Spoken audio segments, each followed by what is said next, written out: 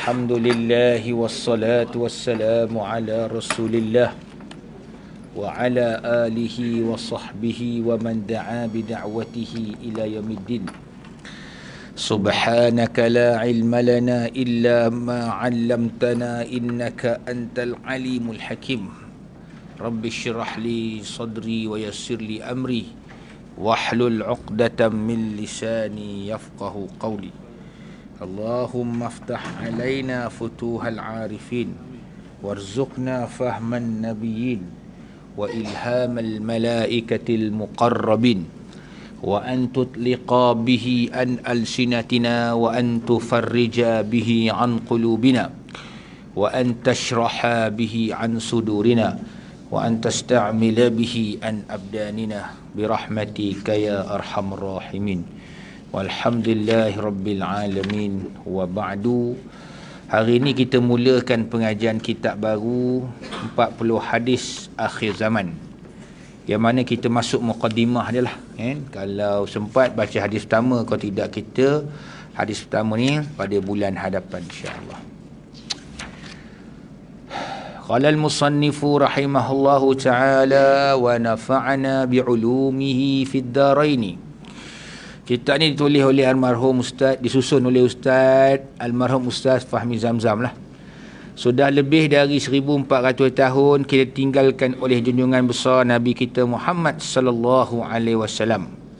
Dan alhamdulillah sampai ke saat ini kita masih lagi dapat merasakan nikmat iman dan Islam, yang merupakan buah dari usaha dan kegigihan yang berterusan dalam memikul tugas yang tadi wariskan oleh baginda Rasulullah sallallahu alaihi wasallam. Nikmat iman ni akidah lah, nikmat Islam ni syariat. Kenapa dua-dua namanya nikmat?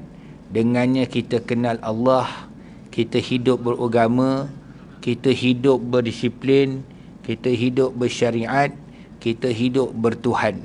Jadi kita bahagia hidup bersama dengan Tuhan yang mencipta alam dan mencipta kebahagiaan.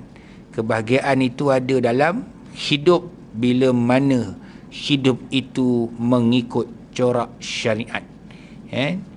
Jadi kalau kita tak ada iman, kita menyembah segala-galanya apa sembah oleh orang lain. Mungkin sembah lembu, sembah gajah, sembah patung, sembah kayu. Selagi ada benda boleh sembah belaka.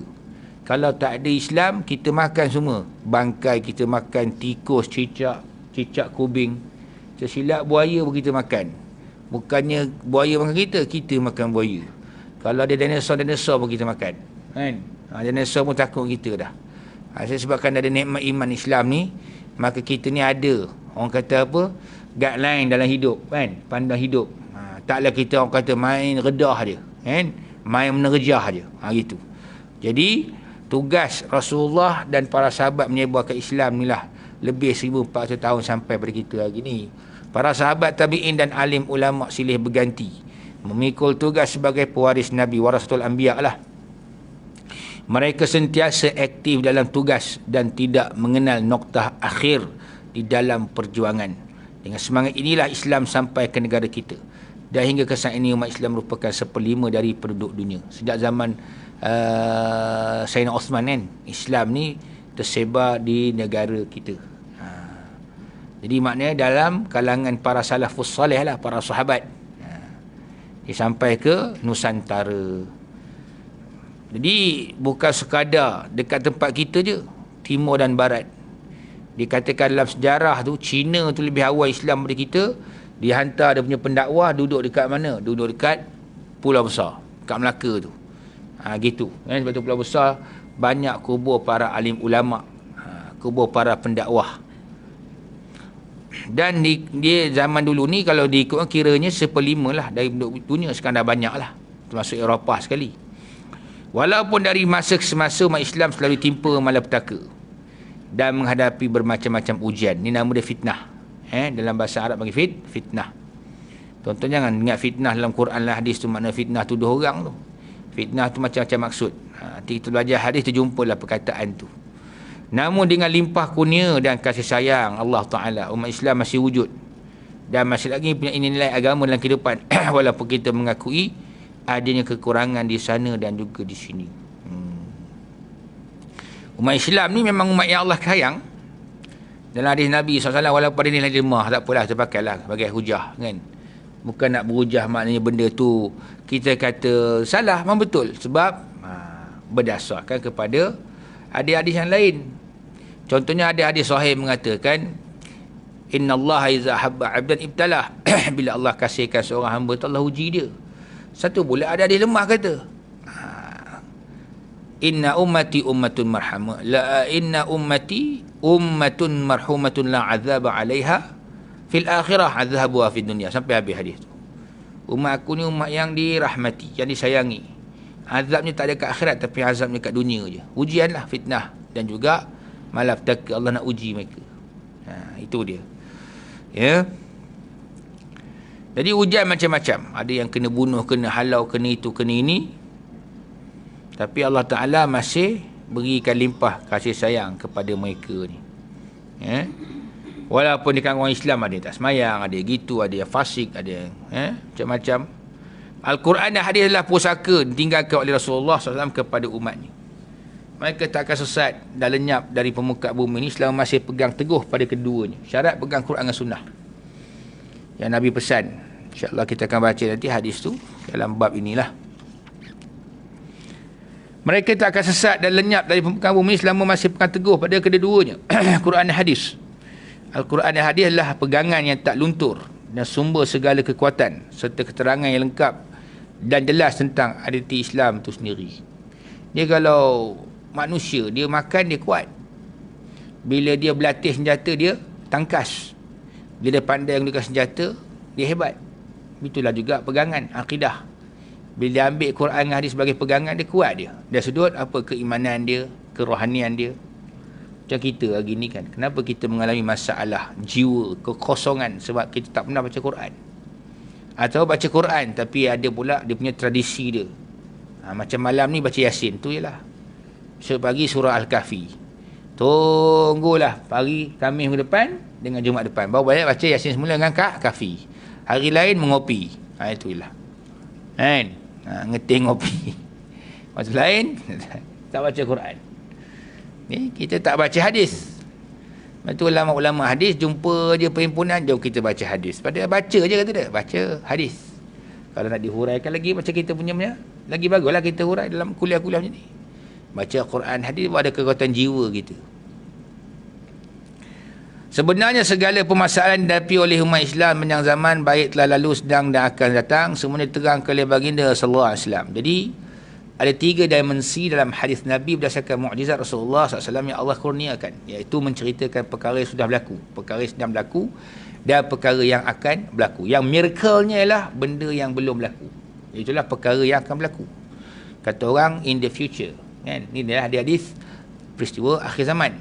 Benda tak berlaku lagi tapi dia bercerita dah. Tapi Nabi ceritakan pada kita satu-satu. Dan tidak ada satu pun yang tertinggal. Semuanya diterangkan, dijelaskan dengan cara untuk menghadapi dan menyelesaikannya. Nabi terangkan tujuannya nak selesaikan masalah ni. Macam mana kita nak mengelak daripada kita terjerumus perkara yang salah berlaku dan perkara yang tak baik berlaku masa peristiwa itu berlaku. Ada ulama menulis dalam kitab-kitab mengenai peristiwa akhir zaman ni. Dia kata hadis-hadis akhir zaman ni tidak kesemuanya menjurus ke arah makna yang negatif. Kadang-kadang ada juga makna yang positif. Contohnya bangunan tinggi pencakar langit, ada hadis-hadis itu kan. So makna bangunan tinggi itu bukan benda yang negatif lah, tu kemajuan. Cuma yang itu positif. Cuma yang negatifnya bila manusia rosak akidah, rosak iman, rosak akhlak, itu jelah. Itu ni punca-punca kerosakan tu yang kita teruk. Ada benda yang tidak ada masalah, tapi kebanyakannya menceritakan perkara mengenai masalah yang dihadapi oleh umat. Di dalam hal ini termasuklah permasalahan yang dihadapi oleh umat Islam di akhir zaman, di mana sejak lebih 1400 tahun yang lalu telah pun terangkan oleh Rasulullah SAW kepada umatnya supaya mereka dapat jaga diri. Itu matlamat dia. Pertama, jaga diri. Contohnya masa Rasulullah hidup lagi, Rasulullah tak berdiam diri dengan elemen-elemen kemurtadan dan kerosakan serta keruntuhan akidah. Bukti Nabi sudah dapat mengesan adanya Musailamah Al-Kazzab yang mengaku diri sebagai Nabi. Cumanya pada masa itu Nabi tidak menyuruh lagi diserangi mereka itu, sebab Nabi tidak, mereka sihat. Tapi Nabi dah bagi tahu lah, sebab itu Khalid bin Al-Walid diperintahkan oleh Sayyidina Abu Bakar As-Siddiq radhiyallahu anhu setelah wafatnya baginda untuk memerangi pengikut Musailamah Al-Kadzab di negeri Yaman. Semasuklah Tulayha bin Tulayha dan juga Al-Aswad Al-Anzi. Kan? Jadi kesemua tiga-tiga orang mengaku Nabi ni, ada yang lari, ada yang bertaubat. Kan? Jadi sebab tu Nabi pakai kesan dah lebih awal lagi. Jadi Nabi suruh jaga dirilah. Ya. Jadi ada yang Nabi tak sempat hidup jumpa bertemu. Nabi suruh kita waspada lah. Waspada dan tetap berada dalam ajaran yang murni serta terhindar dari segala kerosakan dan bahaya kesesatan. Di antara yang paling bahaya fitnah akhir zaman ni apa dia? Iaitu kerosakan akidah. Ya. Akidah yang sudah rosak. Imam Muslim rahimahullah meriwayatkan dalam kitabnya seperti berikut. Inilah hadis dia, ya. Yang Nabi bacakan hadis, bukan Nabi baca macam saya baca, macam ustaz-ustaz baca hadis dalam kitab. Nabi kan dia baca gitu, dia menyebut hadis-hadis tu. Imam Muslim, mana hadis sahih lah, Imam Muslim rahimahullah ta'ala meriwayatkan dalam kitab seperti berikut. An Abi Zaidin Amr ibn Akhtab al-Ansari radhiyallahu anhu qala صلى بنا رسول الله صلى الله عليه وسلم الفجر وصعد المنبر فخطبنا حتى حضرت الظهر فنزل فصلى ثم صعد المنبر فخطب حتى حضرت العصر ثم نزل فصلى ثم صعد المنبر حتى غربت الشمس فأخبرنا ما كان وما هو كائن فأعلمنا أحفظنا رواه مسلم. Apa maksud hadis ni? Makna hadis ni maksudnya ialah daripada Abu Zaid, iaitu Abu Zaid nama dia Amr bin Akhtab Al-Ansari radhiyallahu anhu. Katanya Rasulullah SAW bersolat subuh, iaitu secara berjemaah lah dengan kami. Seusai solat subuh, kemudian baginda terus naik ke atas mimbar dan berkhutbah sehingga masuk waktu solat zuhur. Ini bukan khutbah Jumaat, bukan khutbah solat raya, dan bukan juga khutbah solat subuh. Khutbah ni maknanya memberikan, menyampaikan ceramah.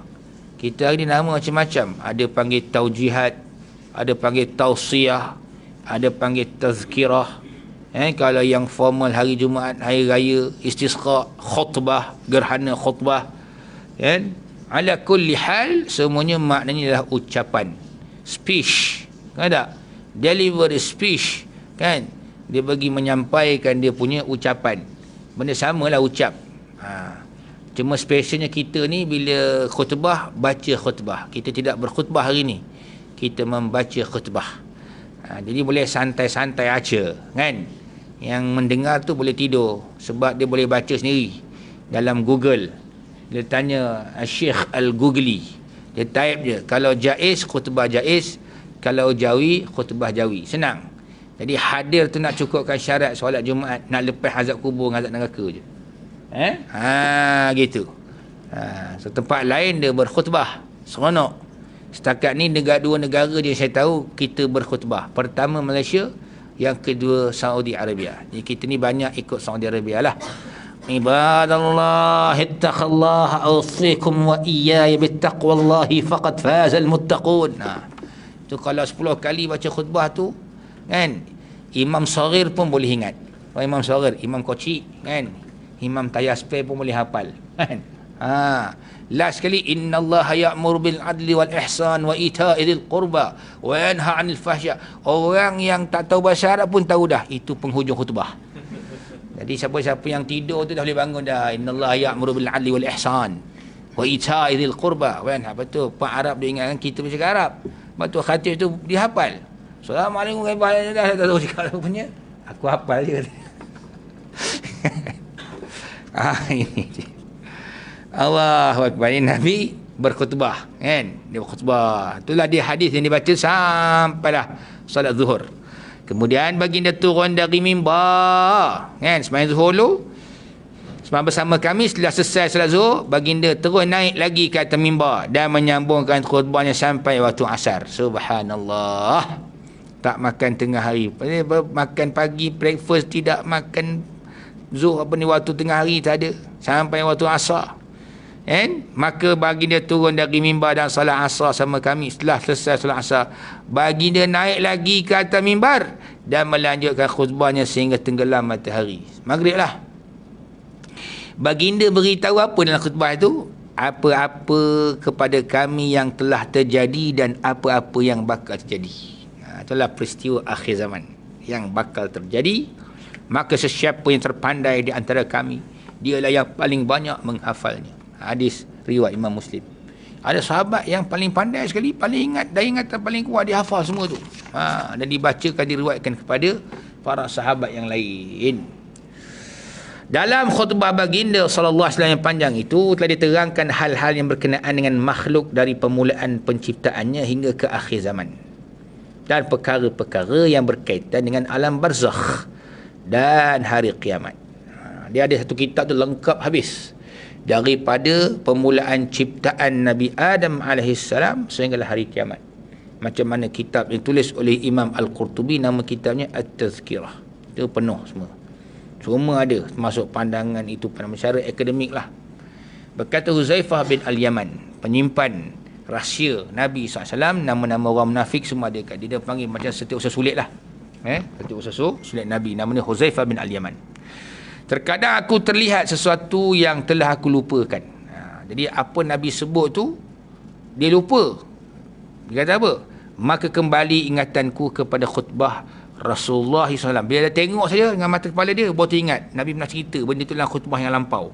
Maka aku mengingatinya kembali. Samalah halnya salah seorang kamu yang mengenal semula sahabat yang telah lama hilang dari ingatannya apabila ia bertemu semula dengannya. Kita berpisah kan, masa sekolah rendah dulu.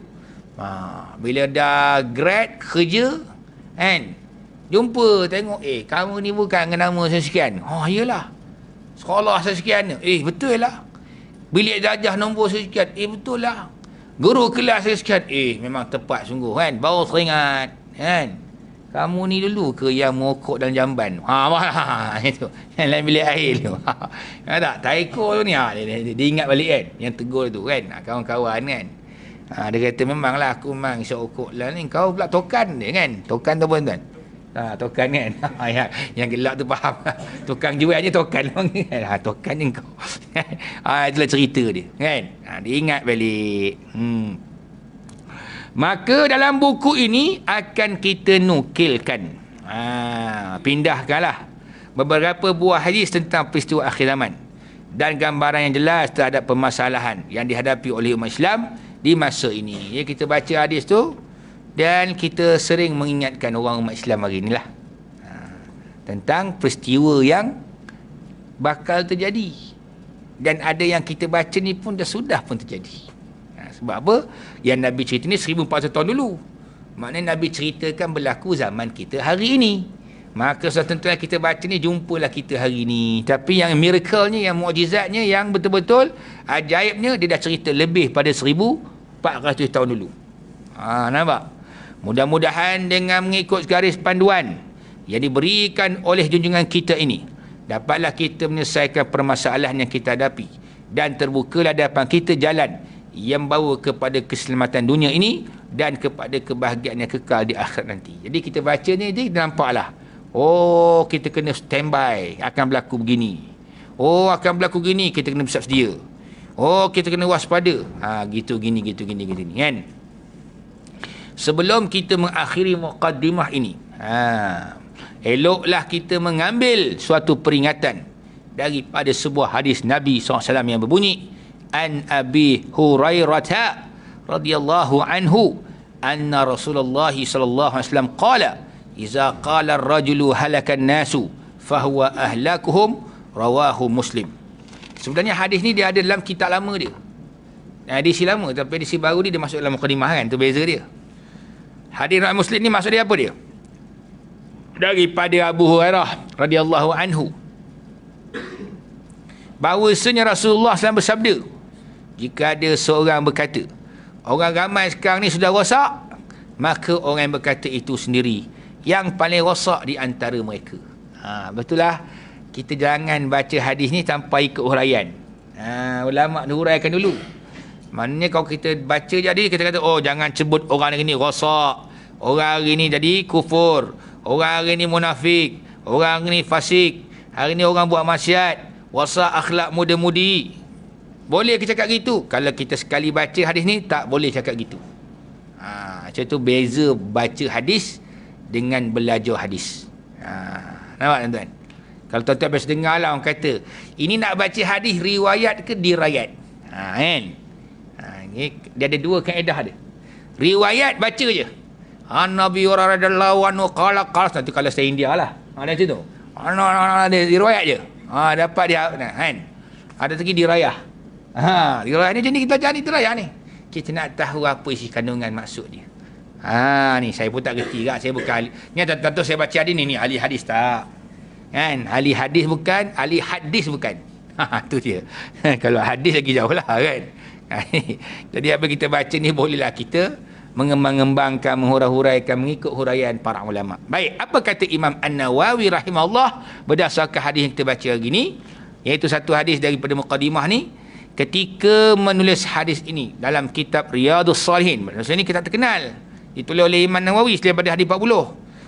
Beliau memberikan penjelasan seperti berikut. Larangan semacam di atas itu, larangan berkata bahawa orang ramai telah rosak adalah untuk orang yang mengatakan sedemikian tadi dengan tujuan rasa bangga pada diri sendiri sebab dirinya tidak rosak. Tu yang pertama. Ni dipanggil apa ni? Ujub. Rasa ujub ni apa dia? Ujub ni boleh kita kata macam kagum dengan diri sendiri, bangga dengan diri sendiri. Itulah. Mentang-mentanglah dia duduk sama orang baik-baik, keturunan orang alim-alim, orang soleh, rumah sebelah masjid, duduk perkampungan Islam kan. Waktu zuhur, waktu asar, maghrib, isyak, subuh berjemaah, dia keluar-keluar tengok orang ni rosak, ni teruk, anak si Polan teruk, anak si Fulanah teruk, dan ni teruk belaka. Tujuan dia, tujuan ni apa dia? Nawaitu sauma ghadin tu. Tapi tu niat puasa lah. Nawaitu dia tu, dia rasa bangga terhadap diri dia sendiri. Ini tak boleh. Itu pertama, tu yang larang tu. Ada orang gitu kan. Kalau orang tanya, kau pernah tak pergi tempat sekian? Aku selain pada masjid, surau aku tak nak pergi. Itu contoh tu. Kalau gurau tak apa, tu gurau je. Tapi kadang-kadang seorang gurau pun sentap juga. Bajet alim tu. Orang sekarang kan, tak bajet warak lah. Gitu kan. Ya. Jangan kita kata gitu. Kalau kita niat ada hati, pertama tadi ujub. Ujub ni bahaya. Ujub ni penyakit hati, dosa besar. Kalau ni ibadat Allah tak terima kan. Rasa dia hafal Quran, dia pandai Quran, dia tahu mana Quran, dia ada ilmu, dia tahu dia warak, dia kuat ibadat, dia pandai lekeh ke orang. Pandang dia tu yang hebat. Jangan. Kena ada rendah diri, tawaduk. Sebab ada orang kadang-kadang dia beramal tapi orang tak nampak. Nampak tak? Ada gitu kan. Pak biasa je. Aku nampak dia biasa je. Macam betul Imam Mahdi orang tak kenal. Saya Imam Mahdi dia biasa je. Tapi ulama tengok-tengok, kau ni orang cari-cari ni. Ngapa aku pula kau orang lain? Gitu dia. Aku orang biasa je. Rupanya Allah Ta'ala nak tubah dia satu malam je. Itu dia. Itu. Dia bukan orang kata orang yang nampak dia. Dia orang yang bukan baik. Tapi bukan orang jahat. Macam mana nak kata tu? Itu dia. Nampak? Faham kan? Gitu. Lepas tu kita tak kenal. Kalau tu tengok rupa je. Ni Imam Mahdi confirm lah tengok serban, jubah, janggut. Kalau ikut jambang dengan serban, Bengali ramai yang Mahdi ke tu. Kan? Rupa dia siapa nama? Karamjit Singh. Tu bukan ni Abdullah bin Muhammad bin Abdullah ke? Itu Mahdi. Apa tu Mahdi? Kan? Jangan. Nampak? Saya pun biasa pakai serban isi minyak. Datang Bengali. Dia tengok serban saya. Saya pun dah risau dah apa atas serban aku. This is the real turban, kata dia. Dia kata orang lain pakai turban tak betul. Semua lurus. Oh, pakai ni betul ni. Sebab dengan kan geng ni takut aku. Takut juga saya. Ya. Jadi tuan-tuan, Imam Mahdi gitu keadaan dia, rupa dia gitu. Jadi maknanya berpakaian sunnah bagus, tak ada masalah. Saya saja tadi bukan apa nak ceritanya, jangan ujub je itulah. Jangan ujub. Ujub ni posak kita nyamal. Tapi jangan pakai seluar pendek pula kan, seluar pendek pakai rantai gelang. Ini Imam Mahdi makna sepak. Tak jangan kan. Itu teruk dah tu. Itu dah dosa haram kena orang lelaki pakai gelang rantai semua bagai seluar pendek lagi. Nampak lutut, itu dah betul-betul rosak tu. Dan dengan tujuan merendahkan orang lain. Yang kedua, daripada rendahkan orang lain. Mungkin orang lain tu kurang amal, kurang ibadat, kurang ilmu kan. Tak boleh. Kan? Kadang-kadang kita nampak pandang rendah orang tu punya, orang tu hebat dari kita tahu. Mana tahu. Imam Ghazali dulu kan, masa mengajarkan Majid Mawi, asalnya orang tak kenal dia. Dan sebelum dia terkenal tu Majid Mawi tu je tu kan. Ada ulama kata anak murid dia, aku punya soalan ni kau tanya kat tukang sapu tu, tukang sapu tu Imam Ghazali, dia tak kisah dia. Rupanya dia boleh jawab soalan tu kan. Tok guru kata kau jangan pandang tukang sapu itu adalah ulama besar Imam Ghazali. Gitu kan. Dan merasa dirinya lebih mulia daripada mereka yang ketiga. Itu nama kibr, itulah takbur. Rasa diri lebih mulia. Jangan, tak boleh kan. Kadang kita rasa kita mulia sebab pangkat kita. Itu pangkat orang beri, bukan Allah beri. Jangan nak belangga. Pangkat yang kita ada. Hari ni kita pegang jawatan. Kalau besok kita meninggal, orang lain ambil jawatan kita. Atau besok dah bukan liran kita pula, orang lain pula ambil. Jangan. Itu kena ingat. Jangan pandang diri mulia orang lain lekeh belaka. Ya? Macam guru lah. Guru kan. Guru yang ngajar kita alik bata dulu masa sekolah rendah. Tanpa dia ngajar alik bata, takkan kita masuk universiti kan. Nak masuk fakulti usuluddin syariah, ataupun nak masuk bahagian bahasa Arab ke, bahagian tafsir Quran, hadis bagai, melainkan kita belajar dari orang kena rendah lah. Bukan mana rendah lah, mana subjek kena rendah. Alif, bertesa, apa tak? Apa tak? Kita balik kita kutuk dia kan. Aku belajar pun silap alif, bertesa. Okey jugalah kau kenal juga alif, batasa tu kan. Cuma beza dia sebutan je. Kan? Kita kat sekolah tu kan, alif, bertesa. Itu masuk sekolah tinggi sikit kan. Alif, ba, ta, sa. Tak tahu, saya pergi kat Mesir lagi lah orang Arab. Ini orang apa? Beh dia dah. Pula dah. Ba tu beh kan. Ni tak teh dia dah. Pula dah. Agaknya pak teh, mak teh tu ambil bahasa Arab ke maknya. Rota kan. Teh. Kan? Itu je. Orang ke kampung Arab gitu. Beh, teh kan. Sudah aku cakap. Ini mazhab mana pula ni. Kan? Gitu. Sebenarnya orang ini yang ngajar kita ni nak bagi kita naik lagi. Tanpa mereka siapa kita? Ya, betul tak? Baik. Jadi kita tengok orang buat dosa ni, apa peranan kita ustaz? Doakan dia dapat hidayat. Bagi dakwah, tegur dia, tapi kalau dah melawan nyombong, lain ceritalah kan. Dia ada step-step dia pula. Jangan duduk diam je kalau kau dah pelekeh kat Islam, jangan. Zaman sekarang ni hebat sangat cerita bab Islam, kau Islam je. Orang bukan Islam berbeza tafsir Quran, surah Nisa gitu kan. Tu dia. Lagi huraikan pula. Allahu akbar, aku heran benar lah orang Islam hari ni tuan. Kan? Ada ustaz diam je tanya, tak ada jawab semualah. Ilah, kau ustaz mengaji kat Al-Azhar sia-sia je.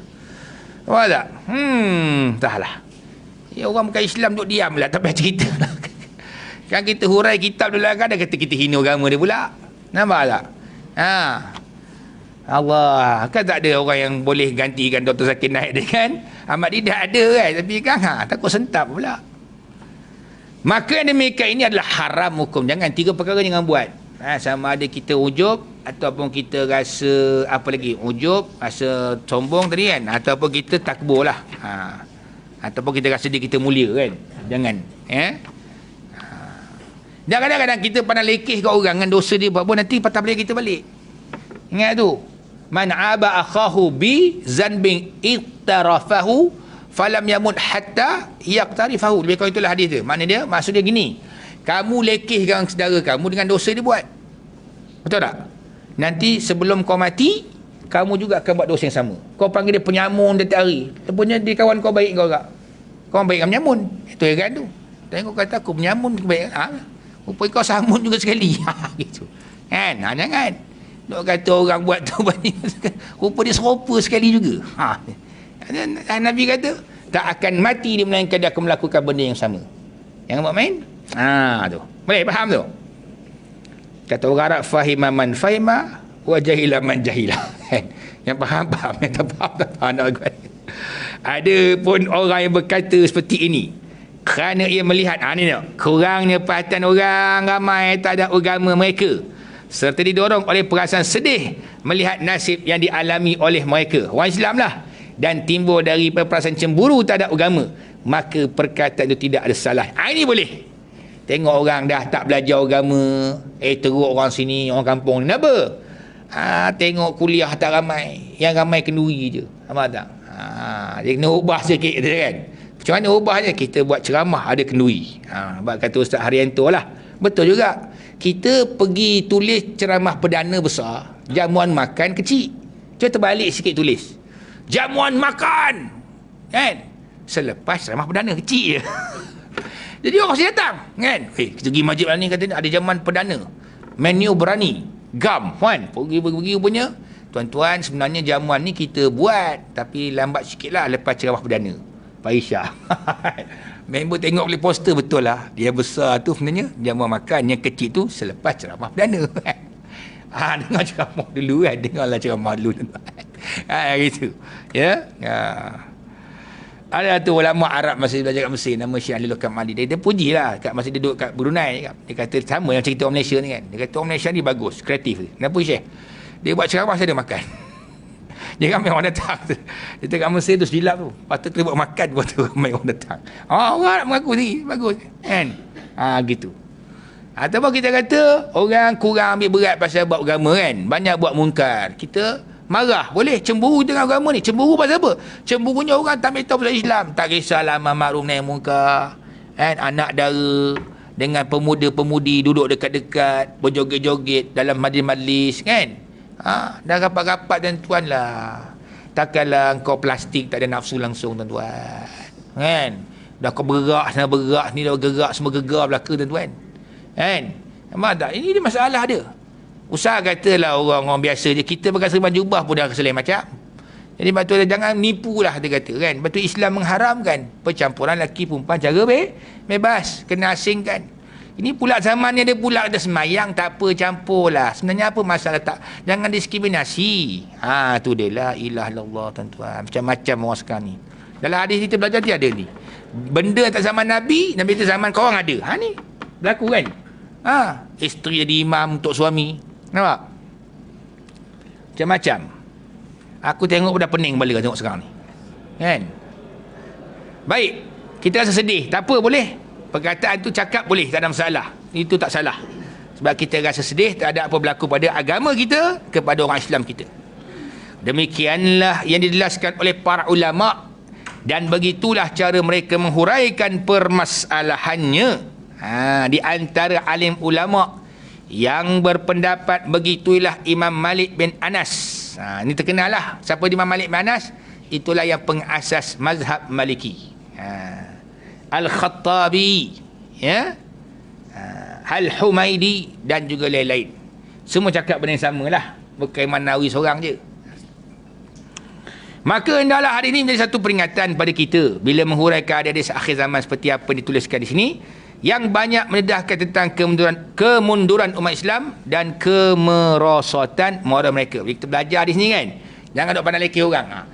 Yang Nabi sebut tu engkau lah, aku nampak kau sebenarnya, jangan. Saya takut je kan, kalau kita niat gitu nak pandang leki, pandang rendah orang, Allah patah balik kita balik. Gitu kan. Jangan. Tak boleh. Kita banyak bantu orang sampaikanlah agama ni. Tapi kalau ada orang tanya, Ustaz, ada orang menyampaikan tapi dia halang menyampaikan, dah tak dosa dah dia. Yang menghalang tu dosa kan. Kenapa dia halang? Tanya dulu. Dia semua cukup dah Ustaz syarat dia, cumanya dia cakap terus terang. Salah terus terang tak masalah. Kalau cakap tak terus, maka dia bengkok. Kalau terang tak terang, dia gelap. Takkan nak bengkok gelap. Betul tak? Dia mesti terus dan terang. Nak terus terang ke terang terus? Dia dua tu. Ustaz, saya nak duduk terus terang dan terang terus. Itu. Nampak tak? Itu betul. Jangan kita cakap orang pun tak faham. Habis ceramah 1.5 jam tu. Datang jauh, tapi apa maksud ustaz tu? Macam aku tak faham dah. Tinggi sangat metaforanya. Bukan semua orang ahlul balaghah tu ahlul balaghah. Ahlul balaghah ni ilmu tinggi dalam bahasa Arab. Cakap-cakap tu banyak sastrawannya. Kan? Sastrawan tak apa, tapi yang dengar tu kalau bukan sastrawan, balik-balik dia sawan kan tuan. Yang main. Main. Dia berpening balik dia sawan. Apa maksud dia ni? Ya? Oleh kerana itu, apabila kita cuba mengaitkan hadis tersebut dengan realiti umat Islam dewasa ini, maka janganlah kita rasa bangga. Itu dia. Rasa ujub dengan diri kita sendiri. Bahkan dalam kita menegur diri kita masing-masing. Dan jangan suka menuding orang lain. Semua orang lain salah belaka. Kan? Dia sendiri salah, tak tahu pula. Kau salah kan? Kau jahil, kau tak belajar. Kan? Kalau kau baca Quran kan bagus. Ni tak habis-habis baca Facebook. Tak? Buka Google tak habis-habis. Kalau Google tu bab agama okey juga, tapi kena bab agama kan tahu juga website siapa kau buka. Yang buat main tu pendek kata belajarlah, lagi senang kan, ada gurunya, tahu siapa guru dia. Zaman sekarang ni orang sesat jadi guru. Faham tak? Jadi orang agama keluar fatwa sesat jadi guru tu aku heran tu. Jadi bila kerosakan moral orang Islam hari dewasa ini diketengahkan, maka biarlah pendedahan tu dibuat dalam bentuk sihat dan dengan perasaan yang penuh belas kasihan. Dan rasa cemburu terhadap agama, bukan dengan perasaan bangga diri dan mana rendah pada orang lain. Tapi jangan pula bila orang tegur je kita sangka buruk, tu sangka buruk. Inilah bangga diri. Yang tegur-tegur aku, dengki ke? Jangan. Banyak orang tu tegur tu ikhlas macam. Kan? Tegur ikhlas. Siapa tahu ada cakap saya ni ikhlas tegur. Dia cakap. Kan? Tapi cara kena betul lah. Kan? Kadang-kadang kan ada gak orang tak nak pergi surau masjid pasal tu lah. Kadang orang surau masjid tegur orang kan, malu orang tu. Cik bawa anak cik ni depan orang semua tengok. Datang dia sebelahnya. Nampak tu dah. Cakap elok-elok je. Faham tak? Yang kita duk ingat kita ilmu seorang banyak ada kata tu dia rasa. Cok tunjuk kitab. Mana kitab ni kata. Dia kawan tu kata, cik ni kitab cik pakai, saya pun ada kitab saya juga. Nyaman. Ada tok guru kat Kelantan ni tu juga. Ada orang bawa kitab penuh nak berhujah dengan dia. Dia kata kitab ni muka surat ni cerita gini. Terus tak dia berhujah terus. Kan? Cuba kau baca pula. Dia pula baca, terkikir baca. Nak berhujah dengan aku, baca kena lancar. Dia baca terkikir cerita. Sudah balik saja, bawa kitab terus. Jangan kat main kadang-kadang setengah orang. Kita kata kitab kita. Kita orang lain, nak baca pula. Bab fiqah lah biasanya orang pelagah. Fiqah ni luas tuan-tuan. Tapi jangan fiqah yang teruk sangat. Apa dia? Semayang bukan waktu. Tak ada waktu langsung. Itu bukan fiqah nama tu. Kan? Fiqah ni pandangan berbeza-beza. Kan kita tahu, bawa budak kecil masuk saf, putus kat saf tak putus ke saf kan, itu semua perbezaan pendapat saja. Tapi itu tak cerita lah, bukan cerita benda tu, nak ceritanya kita bertelaga benda-benda kecil-kecil je kan.